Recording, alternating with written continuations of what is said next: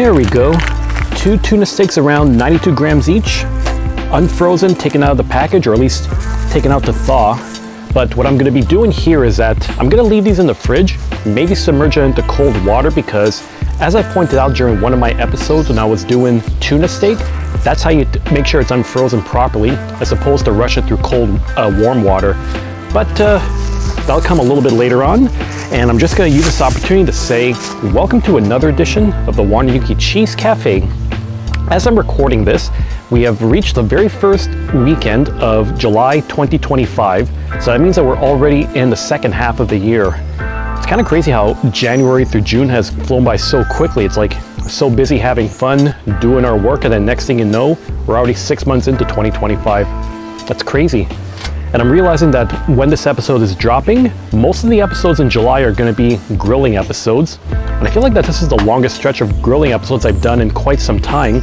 Since the last few years, most of my bread and butter has been wandering the streets of Montreal in search of a coffee shop, bar, restaurant, historical neighborhoods which are close to my family, and etc. I am going to be going back to those again soon. It's just lately I felt like doing some grilling, and especially with the new barbecue, showing that off for everybody here and kind of revisiting my roots on the channel. So these are going to be thawing out, and what I feel like doing also is a salmon fillet cooked on the wooden plank. Something I remember doing a while back, like 2022, I did that with trout and salmon, even further back too, and it's pretty simple if you have the right equipment, and it doesn't take too much prep work. The only thing that takes time is soaking the plank, but we're gonna get to that a little bit later on. Because what I'm thinking is, while this stuff is thawing out, I'm gonna go get some gear, which means I'm gonna make this a wander and grill episode, something that I don't really do as often. I'll head to Jean Talon, maybe find a coffee, get my salmon there, make sure I have all my supplies, and then head back home for the remainder of this episode.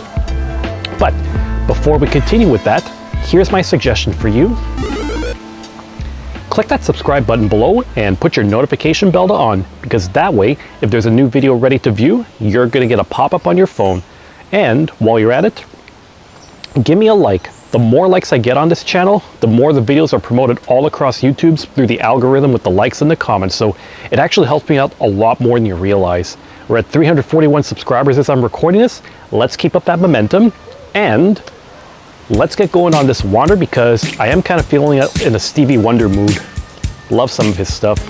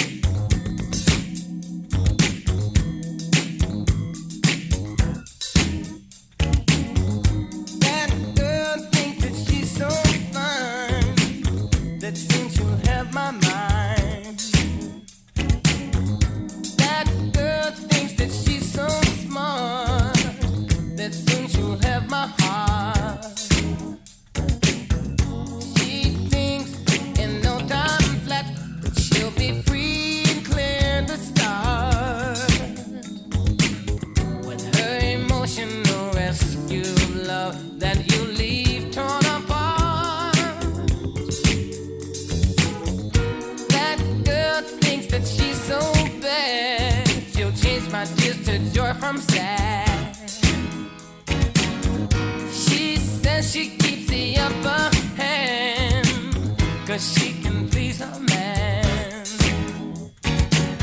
She doesn't use a lot to make him weak. She uses love to keep him strong. And inside me there's no room for doubt that it won't be too long before I tell her that I love her, that I want her. Refreshing. Yeah, this wouldn't be a proper wander video if I didn't have to stop off for a coffee, and luckily I had Pista over here just on the corner of St. Vallier and Beaubien East. I've mentioned a lot of times, but Beaubien East, it's kind of like a home away from home for me, especially this part of it where I'm in La Petite Patrie, just because there's a lot of nice cafes, restaurants, bars to check out.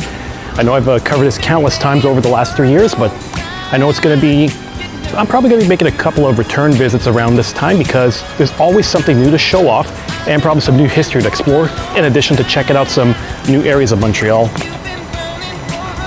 of course I want to fast track it because I want to have enough time to do a lot of grilling at home, because my menu has expanded a little bit more than I expected. I want to make sure I can get a vlog done and also help out others. But next thing I got to do is make a little stop at one of my favorite places around here, Peluso. I need some IPA at home, and they got no shortage of good ones around there.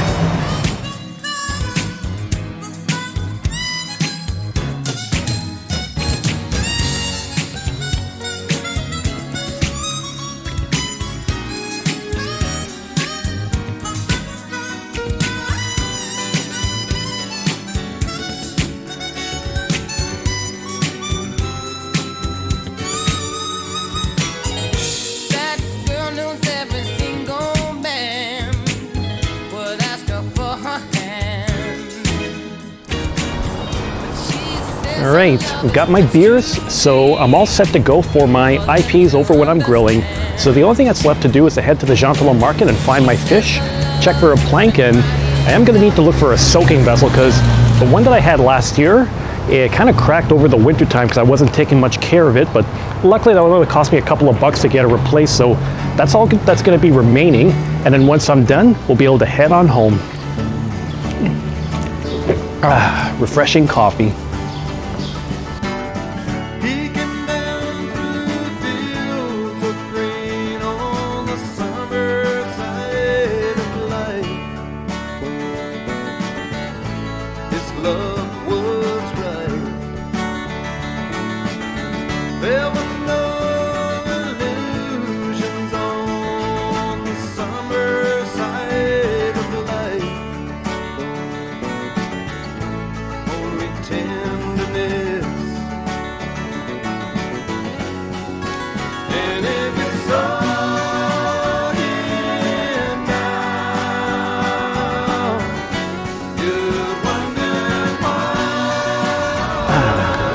Got me a nice fillet of salmon over here at the Shamrock Fish Store, which has been around for a long time. I don't remember the exact date, but it's one that's been around for as long as I can remember here. And the only thing that's really missing is a soaking vessel and finding a cedar plank for that. So I think I'm just gonna be wrapping things up at the market here, looking on my own, and then heading on back so I can get an early start on grilling and brewing for myself.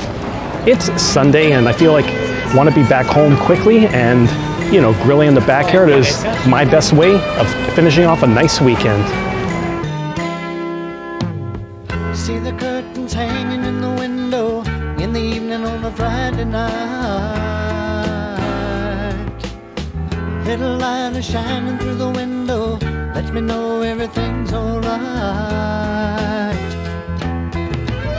Summer breeze makes me feel fine, blowing through the jasmine in my mind.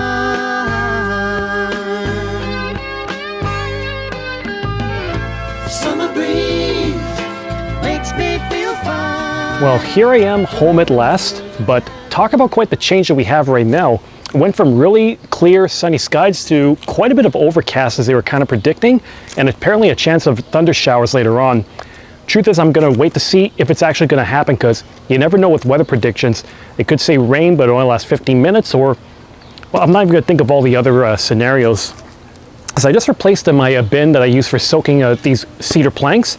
It's very simple. Some people, you put it in their sink if they have a big enough one. This is just a regular recycling bin or garbage bin you can pick up at any dollar store, and it's gonna get the job done. And I have this cedar plank I got the Canadian Tire. It actually is made by Vermont Castings. It's the same company that manufactures the barbecue that I purchased for myself not too long ago.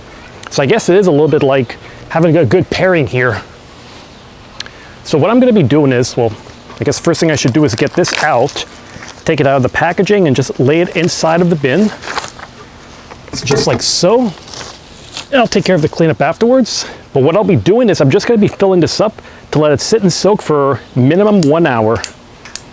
I think I'm going to use the pressure hose setting on this and then let it go.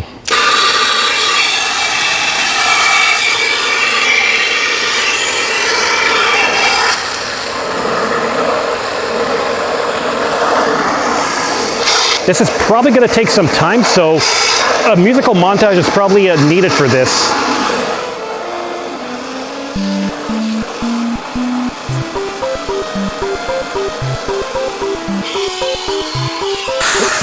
Hey, don't float, don't float.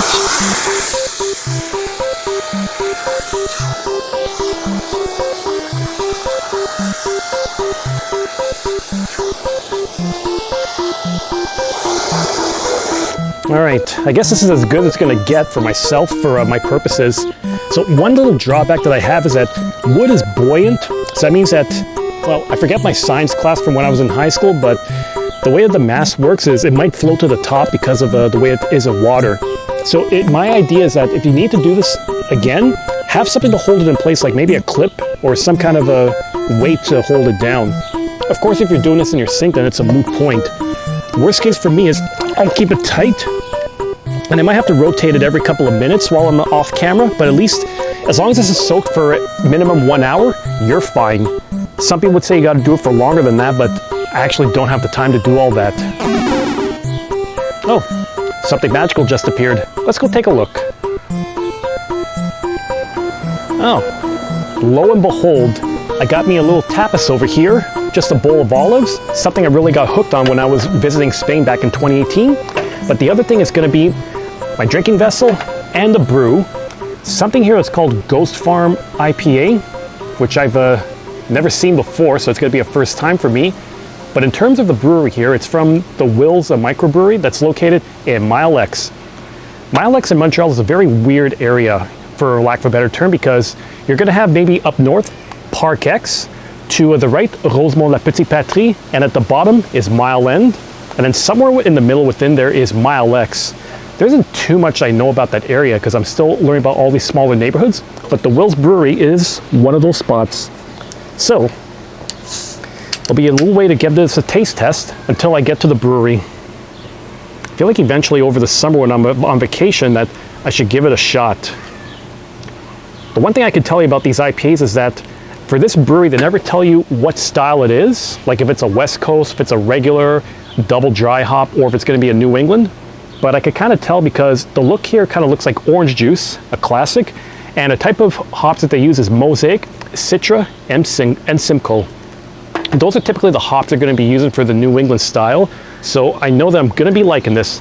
So everybody, let's just do this.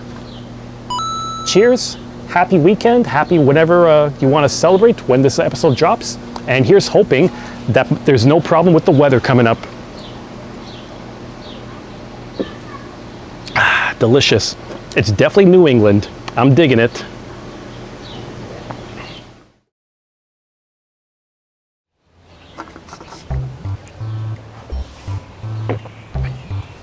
Oh, yeah, I probably mentioned this before if ever I was picking around the garden. You're gonna see sometimes these little tree stumps that are gonna be starting to bloom because if you have a lot of maple, then those seeds are gonna be popping around, going into the soil and start to growing. If you see them, pull it out because then next thing you know, you're gonna have trees growing where you don't want them to grow. That's just a little tip of the day. So right now I am gonna be preparing my salmon, and it's basically a very simple type of marinade you're gonna be using. I want to do a maple whiskey one because I know I've done that before and it's classic, it's easy to do, and it only takes a few ingredients. Of course, you're going to see a lot of variations on the line, but this one is just one I'm going to do for my purposes. So I have here one bag, just for mixing purposes, and some maple syrup. Oh, and one thing that's kind of interesting about this is, it's going to be hard to see on camera, but it seems like what happened is that some of the crystals here had solidified, and now I got a rock of a sugar in here. It's not the end of the world if it does happen, because if you do get maple syrup that does solidify, all you really got to do is heat it up, and it's going to melt, and it can be mixed right away. But I'm not going to worry about that right now, because for my purposes, all I really need to do is get 1/4 cup of maple syrup in here, which seems like a lot, but you know what? It is what it is, and I'm sure it's going to be tasty. And then the next ingredient I'm going to be using is some whiskey. Now, I mentioned it before on my channel for when it comes to cooking. You don't have to use a fancy scotch for that, because some of those you're going to be paying for a bottle like 60 bucks and upwards, depending on the make, and also depending on how long it's been aged for. What I do is I just use a regular bourbon. I've got some Jack Daniel's Tennessee whiskey here that I actually don't really drink much of because I'm more of a scotch guy, but the main reason I would keep that is because I like to have that for cooking, and if you want a woody, almost borderline smoky flavor, these things are only going to cost you normally like $35, $40 a bottle, depending on your size. So you can do that, and it's still able to be economical. And I'm gonna just put another 1/4 cup in here, inside. And then the beautiful thing is, that's all I'm gonna be needing for my marinade. Because there's a few things I've seen too online which say you can also add brown sugar into here, maybe some salt and pepper for taste. Salt and pepper I can kind of understand depending on your quantities, but the truth is, dude, there's already maple syrup in here, there's natural sugar. Do you really need to have more sugar on sugar action? I think it's a little bit overkill. So with all that in mind, I'm just gonna mix this together as I put in my piece of salmon. I got this over at the Shamrock of Fish Market at the Jean Talon Market that I mentioned earlier in the episode. And how much do I have? Oh, 632 kilograms. So I want to say that's probably 450, 200, so almost 1.5 pounds. So it's a bit bigger than I expected it. But hey, it's probably gonna still be tasty, and I have more meals for myself as the week goes on. Okay, a little bit of scale here. I'm just gonna keep this aside, and if it does rain, it's gonna clean off my deck. And I'm just gonna take this giant sucker and throw it in the bag. Just like so. And then what I'm gonna do too is, as I'm preparing my potatoes and my vegetables, I'm gonna let this sit in the fridge for maybe a good 20 minutes, because that'll give me enough time to get this stuff all prepared while letting it soak in. Ideally, if in better examples, you probably wanna do it for an hour or so, but I wanna cook soon because I am kinda hungry and I don't wanna wait too long for it.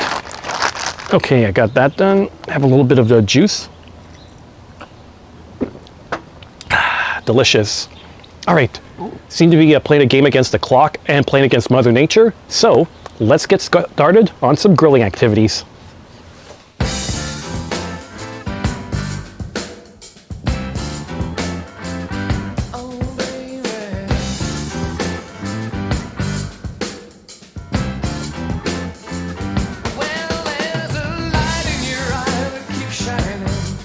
Like a star that can't wait for a night.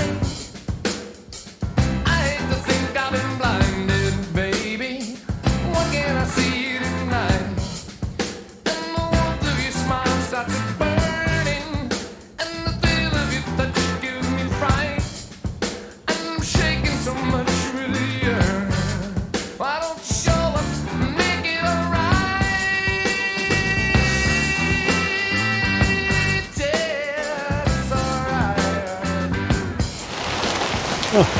Yeah, okay, this is not going the way I kind of anticipated it to. I was getting a bit of rain before, took a breather to be able to cut up some vegetables for us, and next thing I know, it clears up, and then we get this rainfall once again. So what I'm doing is I have the fire going now while it's raining, but at least I don't have any water that's gonna be going in here, so maybe it's gonna heat up, it'll get some embers here, and then we'll be fine to continue grilling. But once again, this is not the first time I've grilled in the rain before.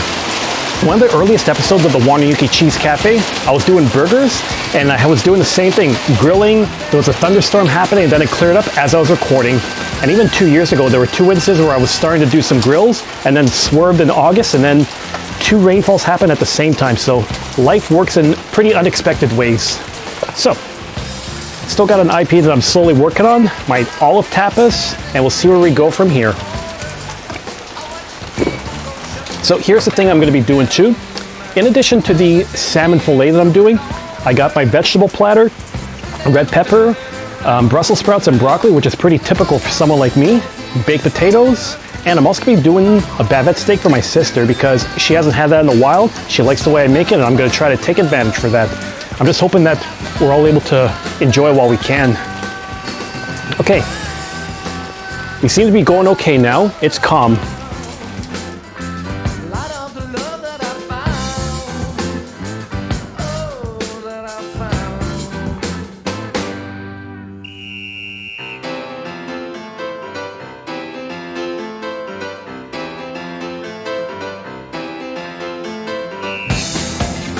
Well, it's been kind of rainy on and off, so I just made the judgment call to keep it going with the lid on. It got to a decent temperature, so I put the baked potatoes in, and those should be ready within the next 30 minutes. Once again, I used my trick that I got from my friend, preheat them in the microwave, wrap them in foil after dousing them with some olive oil, and then it's only gonna take half an hour to 35 minutes, depending on how much you can keep the heat. Once I make some progress, I think I'll also be able to get some progress going with my vegetables, and eventually I'll go get the plank and be able to get that on, heat it up so I could do my salmon.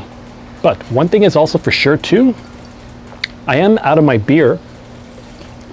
It took me a little while to finish this one off because I was pacing myself with all the rain that was going on, trying to prep inside and hope for the best. But I do have one over here that I think I'm gonna enjoy.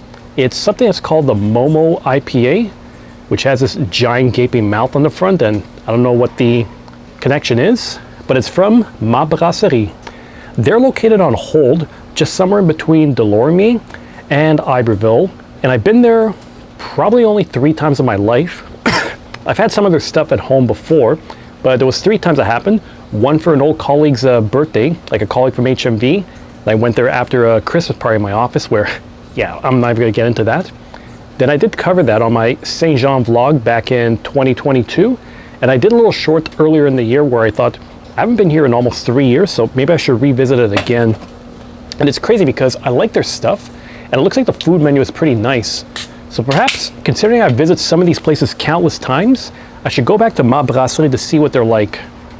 So, unlike the Will's Brewery, where they tell you what kind of hops they use, this one is kind of a mystery to me, so I have no idea what kind of IPA I'm getting myself into here. So I'm just hoping for the best when I pour this thing. But I'm thinking it's safe to say that this thing is going to be a New England IPA or a hazy IPA anytime. Well, anyways, because when you look at this, hey, that wasn't the cheers yet. I'm not done. When you look at this, it looks like it's cloudy and it looks like a glass of orange juice, so that tells me it's also going to be a fruity one. And this one's only 5.5% compared to the Will's one, which was, how much? 6%. Slightly lighter, so I'm okay with it. Now is the real cheers. There. Happy Sunday and happy crazy weather we're having.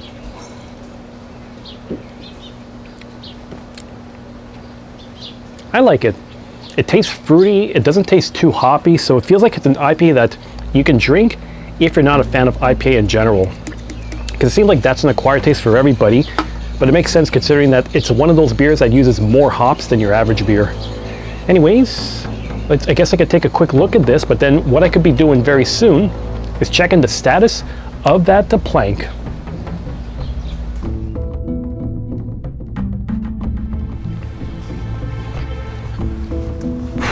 Well, I guess there was one benefit to having some rainfall that we had is that I didn't have to worry about running back and forth to be able to flip this thing over and over again, because this thing had gotten pretty wet while it was soaking in here, but also with the rain. So I think it's going to be good to go to get the salmon all prepared. So once again, you would want to soak this thing for about 1 hour minimum so that it absorbs enough water before you put it on the fire. And the reason you do that is it actually acts as a barrier in case you're going to be setting this in a blaze. Because if this wasn't wet and you try to put this into the barbecue, this thing would be set on fire and it would not be pretty at all. This thing actually prevents it from getting set, so it's like it's going to slow down, it's going to burn, but it's not going to be going ablaze. That's how you could cook on a cedar plank. But, oh, stupid ant. But I'm also going to admit too that as I look at this, it is kind of a wasteful way to be doing grilling, because you use this, it's only a one time, and at best what you could do is help to start your fire later on. So maybe there's other stones, maybe there's other plates I could use down the road, or even barbecue mats I've seen. And I feel like that would be a bit more like zero waste in terms of what I do for this. But for the purposes of this video, I'm going with what I know with a cedar plank. And then we're gonna lay this on and get the salmon all grilled up.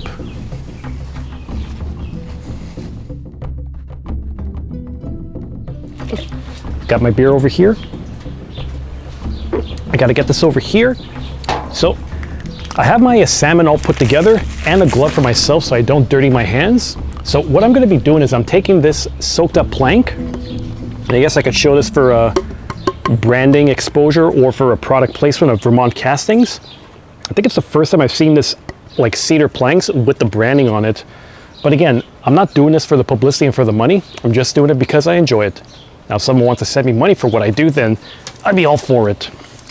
But essentially, I'm just going to be laying down the plank on here, let it heat up, and then once it gets heated up, I'll be able to put the salmon on so that it's not gonna stick at all. Part of me is thinking that maybe I'd be able to oil this up, and it could be a possibility. But the truth too is that salmon in general has a lot of fat in it that you may not need to worry about it. And I'm not talking about bad fats, because there's good fat and there's bad fats. Just like there's good fat and good cholesterol, bad cholesterol, this stuff has a lot of good cholesterol in there, so you got to keep that in mind when you're doing your cooking too. Now, give it some time, and then eventually I'll be able to put the salmon on, and then hopefully soon I'll get my veggie platter set up.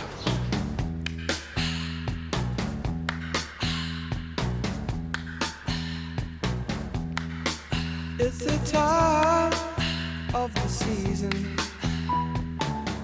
when love runs high.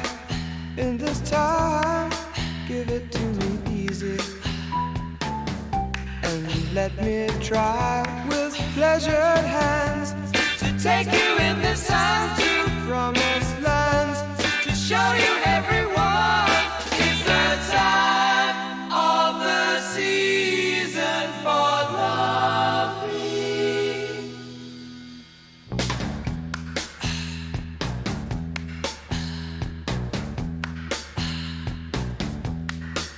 What's your name? Who's your daddy? Is he rich like me? Has he take us anytime to show you what you need to live? Tell it to me slowly. Tell you why I really want to know. It's the time. Ooh, everything is looking good over here. So for my salmon, what I do is I also add a little bit of touch of my herbe de Provence I can make at home on my own, which I've shown you how to do before, so you can just find the link to that if you want to. Potatoes are still in progress, and I decided to put my sister's steak on as well, so that by the time she's over here, like in the next couple of minutes, she'll be ready to eat, because I'm also kind of hungry. And all I have left to do is my vegetable platter, so that's going to be olive oil, herbe de Provence. That's all I need, and once again, I'm going to be using it on this grate here. As much as I also wanted to show the final product, I know that this thing is not going as the way I expected, because we did get a whole bunch of rain right now, and I'm pretty much a fool in the rain like the Led Zeppelin song goes. But I want to get this all done, take advantage of Sunday, this regardless of whether it's rain or shine, and also want to make sure my family's taken care of. But anyways, it's been a great time with you all. So thanks for watching this latest edition of the Wandering Yuki Cheese Cafe. If you like what you see, you know what to do. Click that subscribe button below and give me a thumbs up if you enjoyed my wanders in the city, my cooking at home, the stories I tell, the beer I drink, and everything that comes with it. And if you have any ideas for future episodes down the road, leave in the comments. I'll see what I could do and integrate it one of these days. Till then, take care, see you next time, and once again, enjoy the ride.